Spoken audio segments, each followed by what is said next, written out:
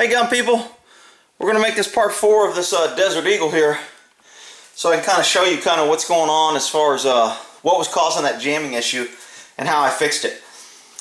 So first let me, the grips, because I oiled them up and they were kind of dry, they've kind of, they've had a day or so to set.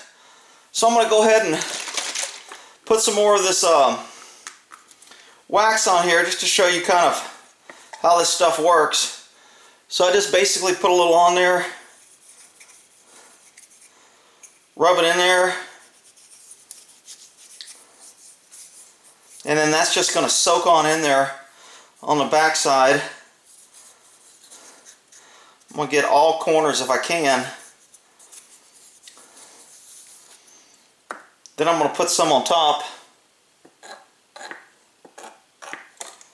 and just kind of rub that in so it gets to soak in on all that wood, and that'll keep those grips nice and moist to where they don't dry out, crack. They'll maintain their luster and shine. So that's what I'm going to do for those grips there.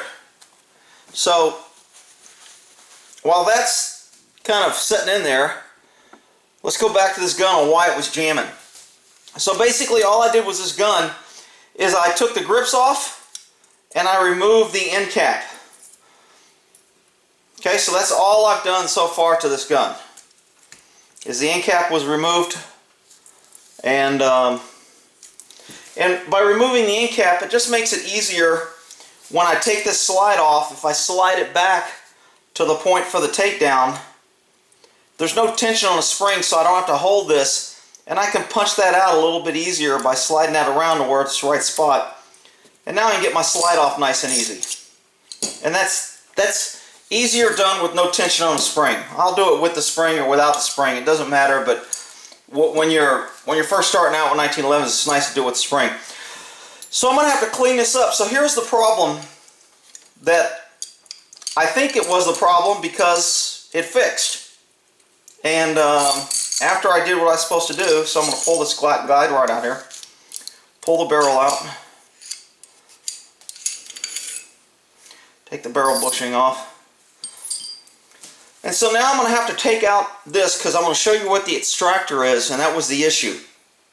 So what was happening is when this bullet seats into the barrel, it fires, but as it seats in there, the extractor, the thing that extracts the bullet, it's a little hook right here, and it hooks into this rim and it pulls the round out as you do it. So let me pull the extractor out so I can show you the extractor. And basically any pin to push down the firing spring, and then slide this out. Let me get my Glock so I don't end up. So I just basically push in the firing spring and then pull this little firing pin retainer, and then my firing pin comes out with the spring.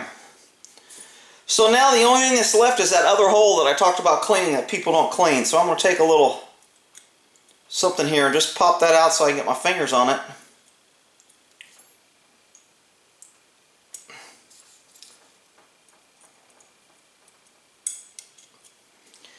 And now I'm going to pull this out. Now, if you notice from the other video, this was going in and out very easy.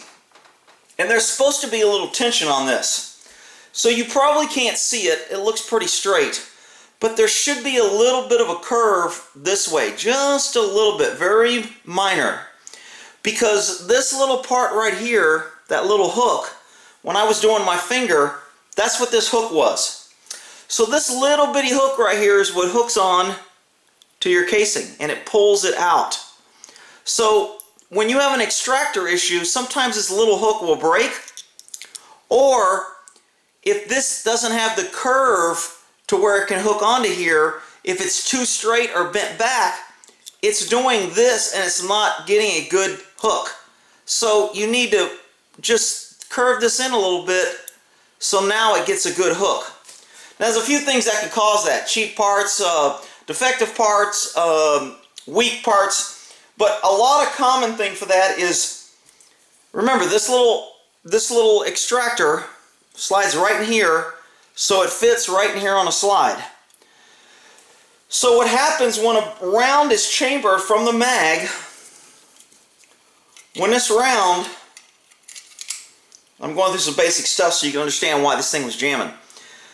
When this magazine shoves a round forward and the round goes up, what it does is it slides it in behind here and the bullet comes up. So the magazine's pushing this up. As it pushes it up, it pushes it right into the little hook. Now what people do a lot of times is they'll put a round in the chamber, they'll load their gun, and then they'll drop the slide. What that does is it causes this pin, when you drop the slide, it causes it to hit this and curve around it. So it hits it and it has to go around it. It's not designed to do that.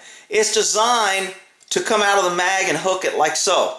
So it's designed to hook it like so when it's coming out of the mag, and when you put a round in the chamber and then drop your slide, used to be kind of common, it causes this pin, instead of being able to slide in there smoothly, it causes it to impact and bounce around it. And that will cause this to either break or bend straight. Remember, I want this hook a little curved this way so the hook can come in and get it. So all I did is I put this in this vise right here. Hopefully I can see the vise here. And because this was straight and I knew that the extractor wasn't hooking, I wanted to curve a little bit this way. So basically I just put it in there. I did that. I just tightened it enough just to hold it so I had some tension, and I just basically put pressure like so. And I just bent this just a little bit. You put too much pressure, you'll snap it. So it took me about 10 times to do it before it worked. And when I knew it worked is when your slide, pull this back over here. Sorry, I'm not a big camera guy. I'm just trying to figure out how to do this. So when you pull your when this comes out, when your extractor comes out of your slide, there should be some tension. You see how that's holding that now? Before, when I pulled this out, it was very loose and it slid in and out. It had no tension. There should be a little bit of tension on there to hold that in there, so when I put it in there, there's a little force. And it makes it just enough curve to where it hooks that bullet. So I fired, I don't know, 10, 20 rounds out of each mag, and it jammed on each mag like every third or fourth round. Now at first I thought it was the bullet, because I was looking at the bullet and I got this extra burning part right here, which I kind of thought was odd. All the bullets had this big kind of burning gap right here, and I'm like, well, maybe it's got bad ammo, bad powder. So remember, jams are usually caused by bad ammo, bad mags, or the extractor, that pin that I just pulled out, or the ejector. And the ejector, what happens with the ejector, I keep dropping all my damn rounds, I gotta go find one. What happens with the ejector is, has this hook, hooks the round and pulls it back, it pulls this round straight back onto this little point right here. And when it hits that, it makes the round go sideways and it throws it out. So the extractor pulls and extracts the bullet, the ejector causes the bullet to eject. And so that's what was, so if you want to look at your ejector, and I think somebody said there was a little bit of gap here in the light, you can kind of see that just a little bit. This piece should be pretty much, and let me see if I can get a flashlight behind it. I know I got a flashlight around here, but I can never find it when I'm looking for it. Where's my stinking flashlight? You know, someday I'm going to have a script writer and they're going to think all this shit. Well, anyway, if I've shined a light behind, let me see if I can see. Maybe you can see it right up there. Can you see that little light? Try to zoom in here. See that little light right underneath that extractor there? Point to it with something the size of my big finger. Right there? That should be kind of solid. So what I'm going to do, just to make sure that doesn't become an issue, I'm going to go ahead and just tap that down with a little rubber mallet here. See if I can't remove some of that light.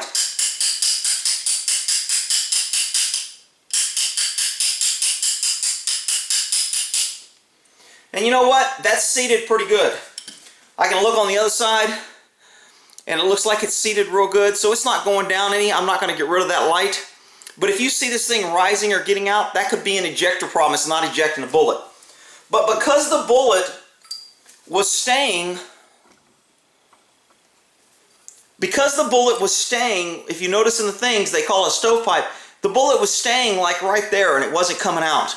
To me, that was telling me that hook wasn't hooking that bullet, the extractor, and pulling that round all the way out. It was losing it and it was slipping off.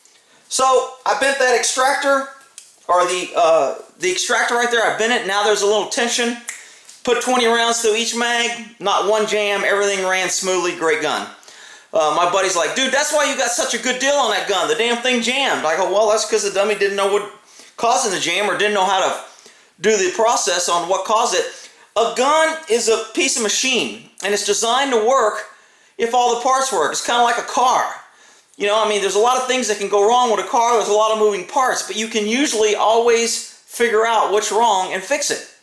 And a gun's no different. You know, if you start talking about bent frames, bent slides and things like that, then you might have issues.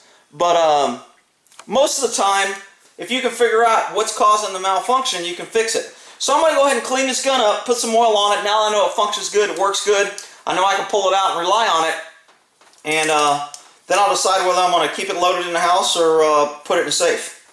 Alright, so hopefully that explains what happened, the process, what the ejector does. And on 1911s, if you pull out that extractor, now I pulled out some extractors that were so hard and was so bent, I had to straighten them out because they were just really bent.